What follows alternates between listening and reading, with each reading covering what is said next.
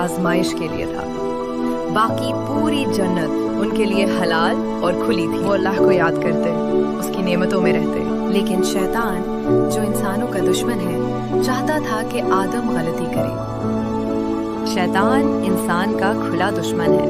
वो मीठे लफ्जों में गलत रास्ता दिखाता है। शैतान अल्लाह की इताअत करने से इनकार कर चुका था। वो चाहता था कि आदम अलैहिस्सलाम भी उसकी तरह नाफरमान हो जाए। दिल में वसवसे डालता था, कहता था, ये दरख्त खा लो, तुम हमेशा जन्नत में रहोगे।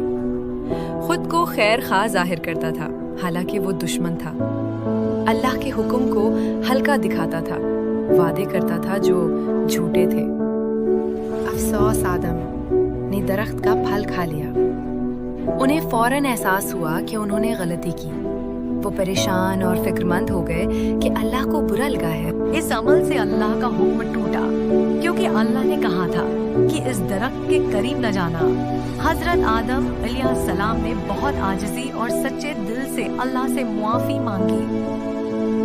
जब उन्हें अपनी गलती का एहसास हुआ तो उन्होंने किसी पर इल्ज़ाम नहीं डाला, अपनी गलती खुद कबूल की, अल्लाह के सामने झुक गए। जैसे ही फल खाया, उन्हें समझ आ गया कि ये अल्लाह के हुक्म के खिलाफ हुआ है।